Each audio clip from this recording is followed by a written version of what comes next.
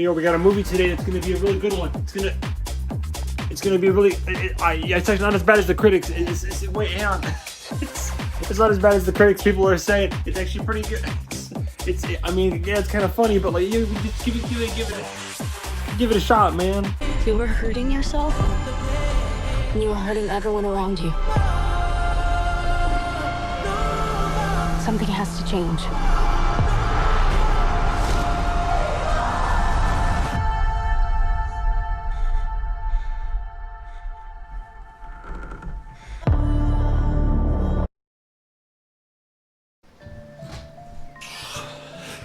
Whew, okay.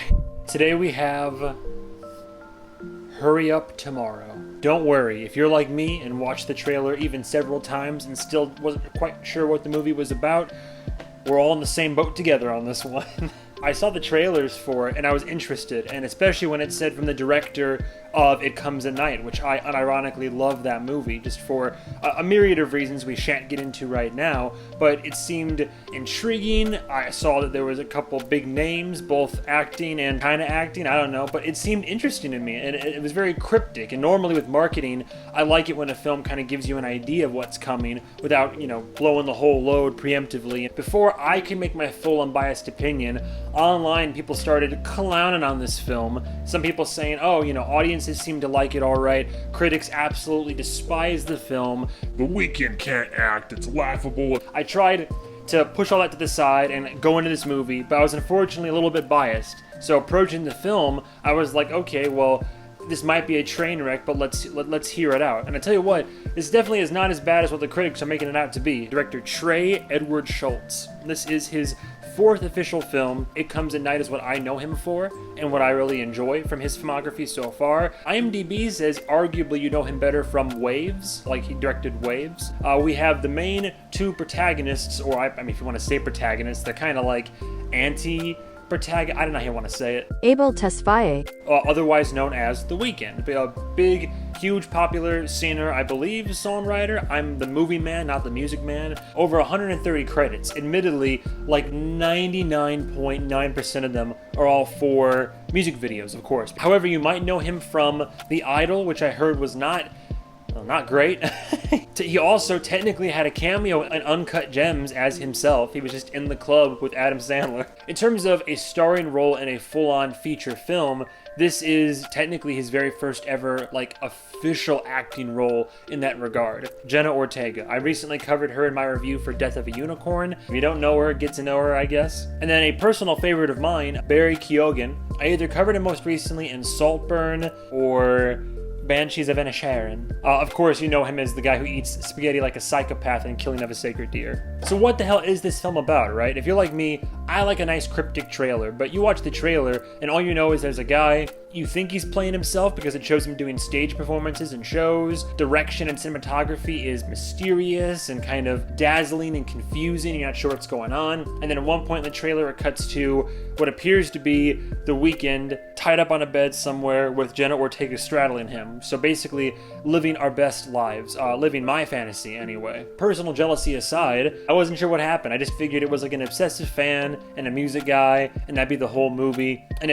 I assumed if it's called Hurry Up Tomorrow, it's because he's under duress and maybe being tortured, and perhaps that's the premise of the film. And I'm half right, mostly right. I'm not gonna overtly spoil the film, but there are plenty of people going into this being like, what the hell is this about? Would I even be interested? So all I want to do is clear the muddled waters to make sure you know what this film is about if you're interested in going to see it. It's a film that I don't think you have to go into blind. Abel over here, he plays himself. He plays The Weeknd. He's a singer, songwriter, performer. He's living this life.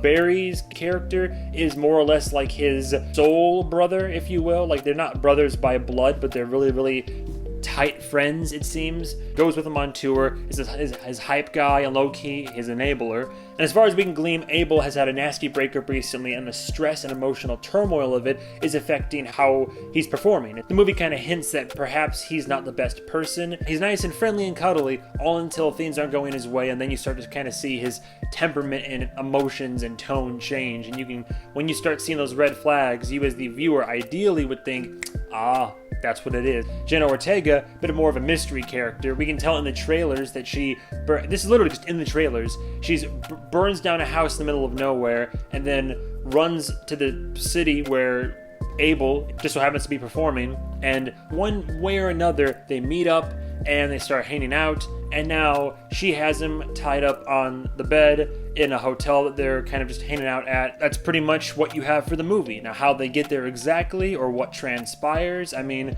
I'll shed some light a little bit in my review, but again, I don't want to tell you what happens in case you are interested in seeing it. But that is the film. That is pretty much the setup for the film. Positives first, it's not as bad as critics are saying. I mean, audience score is well above 75%. I think a lot of people enjoy this film. A lot of people are already posting on like Instagram and TikTok and clowning on it. And I just want to help you, Abel, but you know, I can't. Shut the fuck up! Shut up! What are you doing? Saying that like The Weeknd is a questionable actor. It's not like your average film for sure. It's definitely more of an artistic take. Very just like bold narrative choices that most other films might not do. I went in and I was watching it waiting for it to go downhill and become the next The Room or something. And there wasn't a single point in the film where I thought, man, this is pretty garbage. I never thought that. I was just like, okay, you know, there's some things in this film that I do like, that I don't like, and you know, I will get to those in a minute, but I definitely didn't think it was just bad. I enjoyed the cinematography until I didn't. There's a lot of spinning. It kind of does put you in that headspace of someone who's just like party hardy, singing, performing, and then just like drinking and boozing it up and doing line after line and getting lost in the sauce. And it's cool until it's not. I watched this with my girlfriend, and the first thing I said after the movie ended, I leaned over and I was like, man, like, look, Jenna Ortega, dude, she could break me and then fix me. At least for the purposes of her character in this film, I was just low-key like, is it healthy or safe? No, but I'm like, maybe she got a point, maybe. Now, Abel, the question of the day, right? The Weeknd, Abel, is he a good actor? I put in my notes, he's a good face actor. When it came to what he was feeling in his face, and especially the eyes. And let me tell you, this movie might have the record for most crying in a film I've seen this year so far. Masterful in that regard. In this film, Matters of the Heart, worn on the sleeve of your face, both by Abel and Jenna. Abel's a good face actor, if nothing else. Interesting concept that I think it's better in the last half. There's caveats to all these positive points that I'm making. It has an interesting concept, and then when we finally get to the meat of it, we're already like more than halfway done with the film, and I just think that's unfortunate. The cons of it. So like I said before, I enjoyed the cinematography until I didn't. The cinematography is kind of nauseating at one point.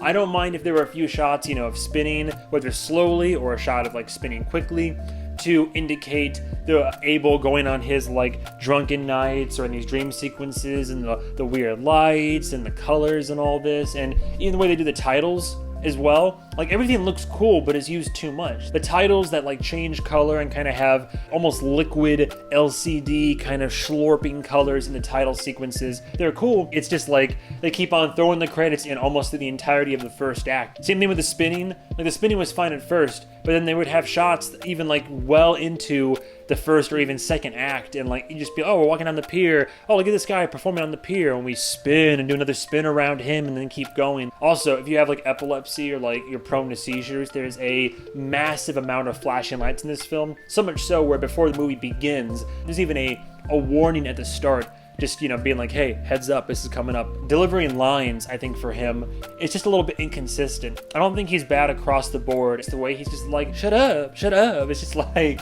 I don't know. It was more funny than bad. It was just, that's how he would sound as a guy who's projecting this feeling of being put upon and being like, you're the weird one, not me. I'm not saying he's a bad actor. I'm not saying he's a great one. I'm just saying it's a bit inconsistent across the board. The movie has an interesting concept behind it. I mean, Abel's character is somebody who it realizes that he's the problem, and instead of trying to address it or do some self-introspection, heavily diving into substance abuse and repeating his toxic behavioral traits and patterns, Jenna comes along, kind of falls head over heels for him, and then when he repeats that, she's like, no sir, and has him tied up and is like, look, I'll let you go, but you need to talk to me, and that's it. That's the whole premise of it, and it kind of works for me. It's an interesting concept, because the whole idea is, again, it's dangerous and it's toxic, but they're both seem to be similar people that kind of hurt other people in their lives as they go on. So because she is able to see that in him and recognize it, she knows that this is an extreme thing to do, literally tying somebody up and like borderline kidnapping. In a weird, fucked up way, this is the only thing that could possibly get him to actually bare his heart and soul. I don't know, exposure therapy, but extreme therapy. Like literally, like the only way we're gonna get anything out of you in this situation, because I know there's something in there, she says. I know there's something in there. You gotta tell me, and I will untie you. I'm not gonna keep you here for the rest of your life. I'm not gonna hurt you or anything, although hurting's already happened. I need you to talk to me, and then we can move forward. And he has to come to terms with that. And that is super interesting. Arguably wrong what she's doing, but literally as I'm watching this in my head, I'm like, well, yeah, what else is going to work, right? If he's not going to do it himself, then even unwillingly, perhaps this is what quote-unquote has to happen for his character arc to occur. And that's fascinating, but we don't get there until like halfway or even further than halfway through the film. We spend way too much of the first half of this movie. It just feels a little bit too self-indulgent. It's fine to make a movie about yourself, bare your soul and your heart, and express the pain you've been going through. If that was the first act, right? Or even part of the first act was this cycle that he's caught in, that'd be fine if they just showed it to us. But I feel like they show almost too much of it. I feel like almost the first half of the movie is that. Maybe I'm being a bit too critical, but I felt like it was a bit too self-indulgent. You start to ask the question, was this made to satiate his ego? Perhaps not, but it's hard not to have that thought when you watch this film and you see that like most of the soundtrack of this movie, if not the entirety of the soundtrack, are all his songs, and you're watching him perform live on stage, and then when he's not on stage, you hear his music playing in the background. Every part of this film in that regard, there's oversaturation. It's these performances, it's the cinematography, it's the lighting, it's the hard reds, and it's cool, but there's all just so much of it. I really wish they would have gone further with the premise, either had more of it in the hotel room with the whole back and forth, or more dialogue even, or those are the most interesting parts of it for me. We're watching him get his like shock therapy via Jenna Ortega. It was weird because the first half of the film I felt the length, and the last half of the film it flew by, which tells me the last half was the better half. I kind of enjoyed it for the most part. I don't think it was a great movie. I certainly don't think it was like a dog shit poo poo caca movie. Like it was a fine watch. Would I watch it again? Maybe. The parts that I did like, I would have liked to have seen more of. I appreciate the heart and soul that it took to put into that. It makes me think of Better Man. Like, I would recommend giving it a watch. I don't know, I shouldn't say I didn't love the ending. I think that the ending is vague enough and makes sense given the context of the story. I would give Hurry Up Tomorrow probably a high 3 out of 5. I'd give it a high 3 out of 5, which might sound low, but on my scale, that's above average. I mean, it's a cool artistic vision, and if we're trying to give it benefit of the doubt, a really meaningful piece that Abel poured himself into, and for the most part, like, for this being his first official film role, and being able to also get Jenna Ortega involved, and have it execute the way that it did it accomplish what it set out to do? I think almost very well, yes. I think it's a pretty decent job. I thought I was going to hate it. I went in kind of biased, and I enjoyed a lot of it, aspects of it. I thought it was definitely a very cerebral, dreamlike, Requiem for a Dream kind of esque ride. I don't know if that's a good comparison or not. Thank you guys so much for watching. Stay tuned for the next episode of whatever movie I review. Have a good day, have a good night, and as always, goodbye, travelers.